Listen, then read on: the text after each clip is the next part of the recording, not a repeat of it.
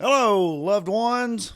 This is Matt Stevens, and I hope you're doing super fantastic. I certainly am. Try to keep it that way. So I'm going to start out with a little disclaimer, maybe public service announcement, some, something. Anyway, well, there's a lot of people out there who claim to have the answers, right? They claim to know pretty much everything that there is to know, or they claim to be the authority on some topic or whatever. And while they are probably very knowledgeable, that does not, well, I guess what I'm getting at is when people claim to have all the answers, you need to be very, very skeptical of them, I believe. You see, I don't claim to have the answers. I am a seeker.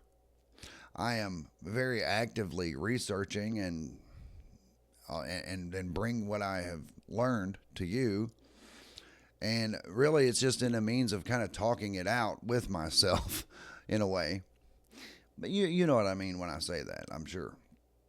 But there are people out there who, and they'll claim to be very open minded and very, they're like, I entertain other ideas and things like that. And they make even claim that they change their minds all the time and just stuff like that. And I'm like, yeah, it sounds good, but I don't really see it, right? Because those people will usually get very defensive. And then in a lot of cases, they'll even get combative. Start with the name calling and things like that. So I just be aware that there are people out there, that especially when you're getting into all this stuff with like the truther community, the truther stuff, right? And with spirituality and things, there's people out there who really claim to have the answers. And they maybe even talk a pretty good game and can point to evidence and things like that. But I'm like, just be careful. That's all. That's all. Anyway, loved ones, I hope you're well. I'm doing pretty good. Really, when I say that I'm a seeker, I mean, I've told my story before. I'm an addict. I'm in recovery. I've been in recovery for many, many, many years now. But I did have an episode, an overdose, where I found myself conscious, fully conscious, and aware, but not here, whatever here is, right? I was out there. I was in the black. And as I said, that's not a scary place. It's really not. In fact, it's a very comforting place. It's where I think it's where the Buddhists describe where they kind of just they are in that state of bliss, and it's in a flow state where I felt as if I returned to the universe. I felt as if I was just part of the flow, right? The best description I've given to it is if you were to take a drop of water, and that drop of water is you, and it's made up of many molecules, but nonetheless, that drop is you. Now, you take that single drop of water and you throw it in a gigantic river, and that water drop is then going to spread out and become part of the flow of that river, right?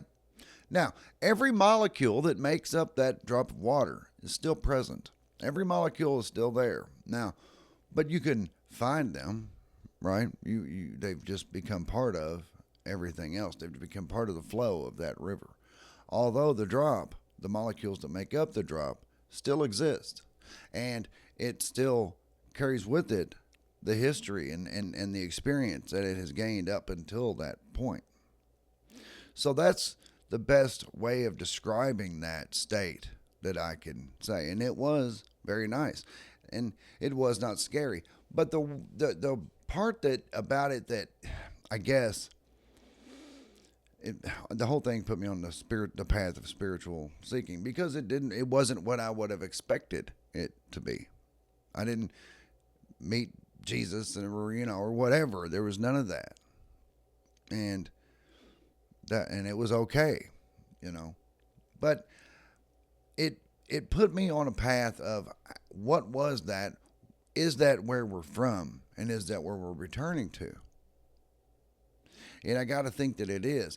That is the void, the black, or it's just the field of raw consciousness. It's the field of potentiality, the field where the creator creates from. And it's beautiful. It was not scary at all. In fact, it was the opposite of which, but when you say it's the black, I mean, because it is just, it looks like nothing, but then again, it's like, does it really look? Does it have a physicality? I mean, not exactly, but it was just black. It was a completely blank slate, but the potential for anything was there. It was very energetic, but at the same time, it was. I guess, in fact, that kind of brings me back around to, like in the Kybalion, when it talks about the vibration of the all, or of the creator. It says that the vibration of the creator is at such a high rate, the vibration, it's such a high rate that it would appear to be at rest, because it's so fast that it's not even a blur at that point. It looks like it's just standing still. And so it would appear to be at rest, but it's not. It's at such a high rate that it appears to be standing still, but it's not. And then the other end of the spectrum, where it's so slow of a vibration that again it appears to be standing still, but for the completely opposite reason, is because it's vibrating at such a low rate that it doesn't even look like it's vibrating at all. Just like the other end, where it's vibrating at such a high rate that it doesn't look like it's even vibrating at all. And that's kind of putting it into a visual perspective, which is a physical thing. So, yeah, I mean, that set me on a course where I've investigated or researched a lot of stuff. I looked into Hinduism a lot. I looked into Buddhism a lot, only because the state that I experienced is best described by the Buddhists. Now, did I become a Buddhist? No. I'm not opposed to it. I think Buddhism is a beautiful religion. It is. But nonetheless, it's still a religion, and I'm really not down with that. I was raised a Christian. Well, more specifically, I was raised a Catholic. And I'm not, I don't follow that path anymore. I'm not picking on anybody who does. We're all on the path that we're on, and that's fine. That's perfectly good. But, religion kind of mucks it all up. Religion takes spirituality and turns it into, well, not something that is not beautiful, right? Spirituality really tells us that there is more to us than just this. When we realize spirituality, we realize that we are as big as the universe. We are far more than these physical avatars. This is just a means of having an experience. This physical avatar that I am driving currently, and so are you. It's only a means of having an experience. And that's awesome. It is. And physicality is only physical because we are immersed in it. Once we detach from this reality and we go back out into that will be our reality. That will be what seems real. And like I said before, we will most likely look back on this experience and say, wow, that's so crazy, but yet it seemed so real when we were there. Right? That's probably what we'll be saying about this experience. But kind of getting back to religion, that's the problem with religion. It tells you what to believe, how to believe it, accept it on faith, and what to expect after. It kind of programs it into you. It programs into you what to expect. So no wonder Christians can have a near-death experience and come back and say, it's all for real. I saw heaven. I saw Jesus. I saw the angels. I mean, whatever.